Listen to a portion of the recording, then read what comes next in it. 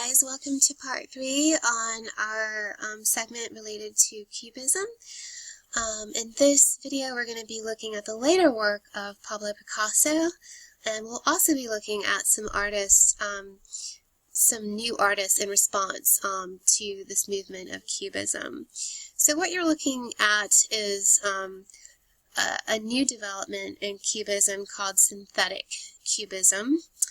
And in this image by Pablo Picasso, Glass and Bottle of Zoos, done in 1912, this idea of synthetic cubism was this idea where artists synthesized, and synthesize is like another word for combining or gathering up these separate elements from real life in their pictures to suggest objects and environments.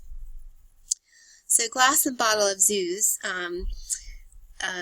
has these fragments of newsprint, wallpaper, and construction paper, as well as gouache and charcoal added to suggest a liquor bottle with a label, and on the left a glass and an ashtray with a cigarette and smoke. These abstract, fragmented elements all appear to rest on a blue table in front of a wall with diamond pattern wallpaper and newsprint.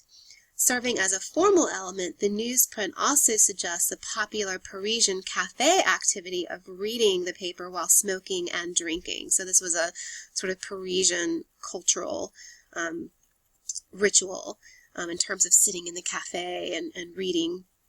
The texts add a political and social dimension to the image. They juxtapose newspaper articles referring to horrific events from the First Balkan War with stories of Parisian frivolity or excess waste, or this idea of the aristocracy. Along with text, the distorted, fragmented forms in the Cubist image allude to such conditions of modernity and the lack of coherent perspectives or meanings in a constantly changing world. Picasso's work can thus be seen simultaneously warning against the absurdity of modern life while also delighting in life's simple pleasures. All right, so here he's really, not painting, necessarily, but actually sort of using these other elements, wallpaper, newsprint, in combination with art mediums like charcoal and maybe a bit of paint to sort of suggest this still life, which, also represents a bigger idea about society. This is another work by Pablo Picasso, Mandolin and Clarinet, and this would probably be referred to as an assemblage. And he also created these Cubist sculptures as well. So, and I think you can see sort of the same ideas implied here, this sort of synthesis of elements combined together to suggest something like another idea or theme. And also the sort of fragmentation and these ideas of multiple perspectives and viewpoints as well. So to help us better understand this idea of synthetic cubism, I think it's always good to look at the quotes of artists because they definitely wrote about their movements and their approaches to art making. So Picasso in this quote says, "They speak of naturalism in opposition to modern painting. I would like to know if anyone has ever seen a natural work of art." So think about what that means. Nature and art, being two different things, cannot be the same thing. Though through art, we express our conception of what nature is not. So again, they're sort of playing around with this idea of what we think of reality, and then what we use to sort of mimic or suggest that reality. All right, so we're going to be looking at a later work by Picasso called Guernica. This was done in 1937, and this is a very important piece in Picasso's repertoire. It's a mural-sized oil painting on canvas. The painting uses a palette of gray, black, and white, and it is regarded by many art critics as one of the most moving and powerful anti-war paintings in history. The large mural shows the suffering of people, animals, and buildings that have been bombed and, wrecked by chaos. The painting is believed to be a response to the bombing of Guernica, a Basque country village in northern Spain by German and Italian warplanes at the request of the Spanish nationalists. Upon completion, Guernica was displayed around the world in a brief tour, becoming famous and widely acclaimed and believed to have helped bring worldwide attention to the Spanish Civil War. And so you have to think at the time Picasso was living in exile from Spain at the time and was asked to commission this later. So here's a better view of it.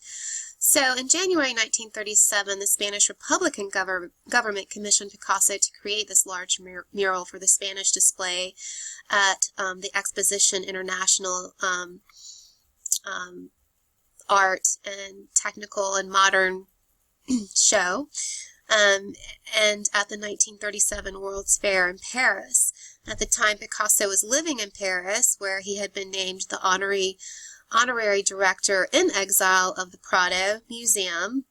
So even though he was living in Paris, he was still the director of the Prado, which is actually located in Madrid.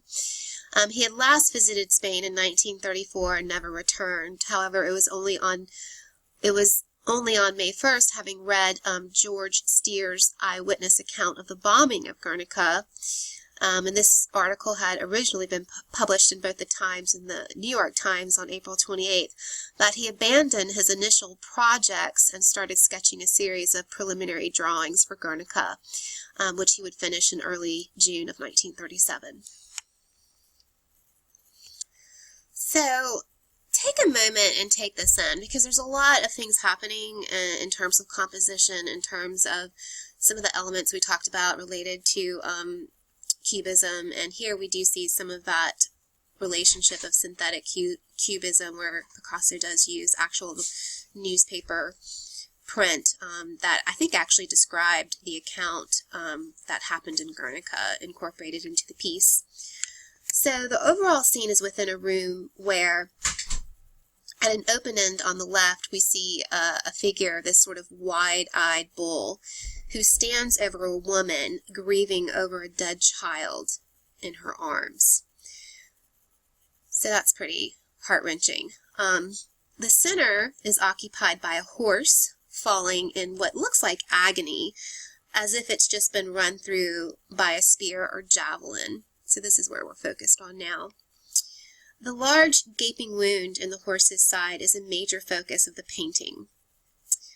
Under the horse is a dead, apparently dismembered soldier. His hand on a severed arm still grasps a shattered sword from which a flower grows. So we're looking over down here. On the open palm of the dead soldier is a stigmata, a symbol of martyrdom derived from the stigmata of Christ.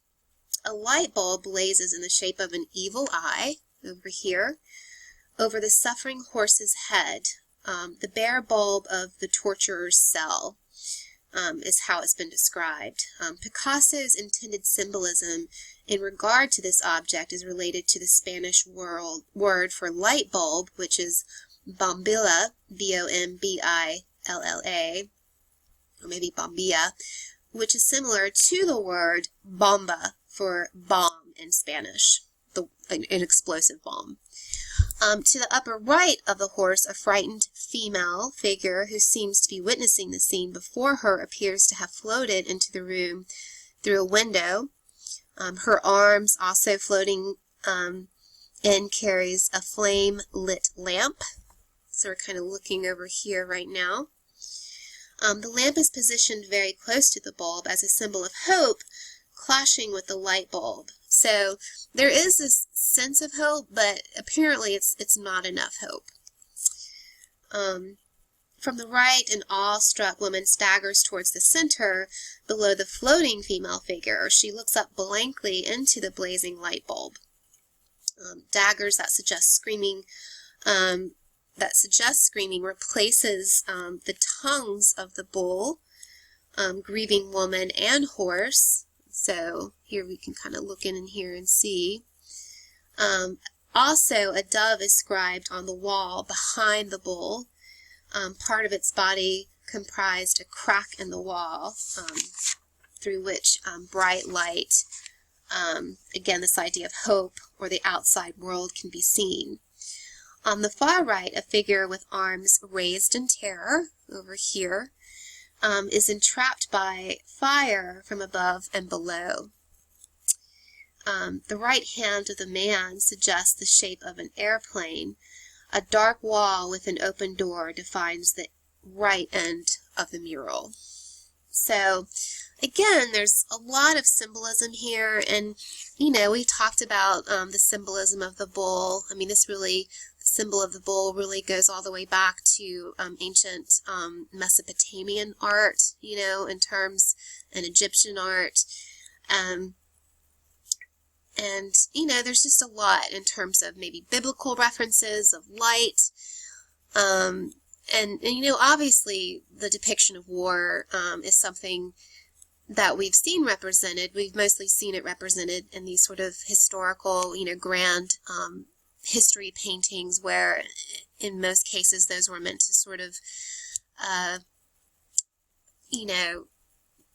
bring attention and praise to the people who won the battle, or these countries that were, had won and were successful. And here we get a sense, a combination of, remember Romanticism, the movement of these, current events going on, and, depicting those. And again, this depiction of, in an expressive way, using this movement of synthetic cubism to, express the horror and the emotion that one feels when, in a situation like this. And so this painting has become very universal. It was referenced when 9/11 happened, and I definitely think it's an image that people, especially in the Middle East and other places that have experienced, military outbreak and civil war, really can relate to. It's also been noted that there's some hidden images that are formed by the horse that, also appear in this painting. Apparently, if you look close, there's an image of a skull that sort of overlays through the horse's body, and a bull appears to gore the horse from underneath. The bull's head is formed mainly by the horse's entire front leg, which has the knee on the ground.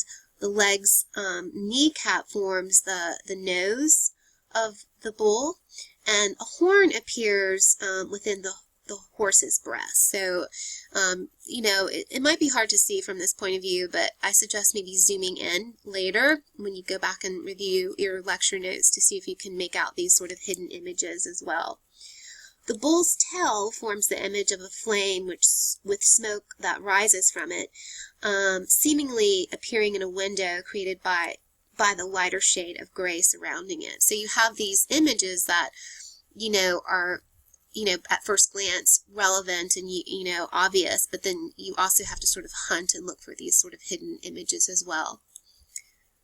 And here's a good reference when I was talking about, the movement of Romanticism. This is Goya. We talked about his work. And here, again, I think this would be an interesting, two works to sort of compare and contrast, because they're both examining sort of the horrific,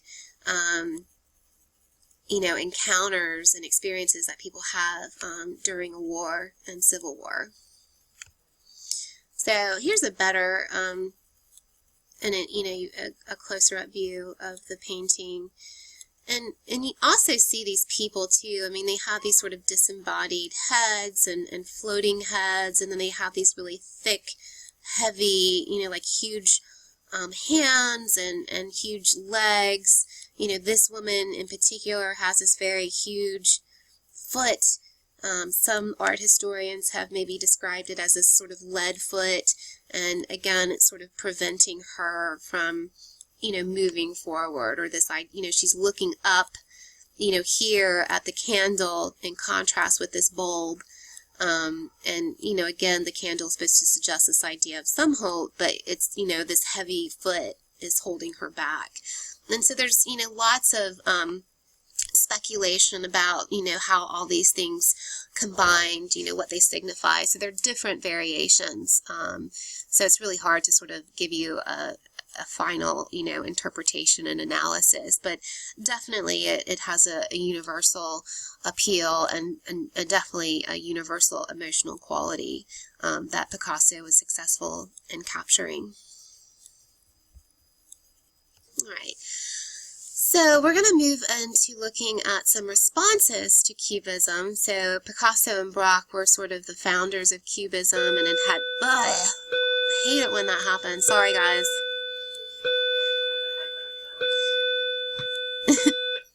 Had invented the style of Cubism, and so we're going to be looking at Constantine Brancusi. This is whose work we're looking at now, and he is often regarded as the most important sculptor of the 20th century, and he definitely was influenced by Cubism, and we'll be looking at some of his other work.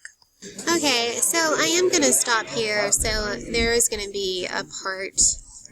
Wait, this is part 3. So there will be a part 4 because I think it's just easier to sort of break them up this way. So stay tuned for the next segment. It should be up anyway. Never mind. It'll be up when it's supposed to be.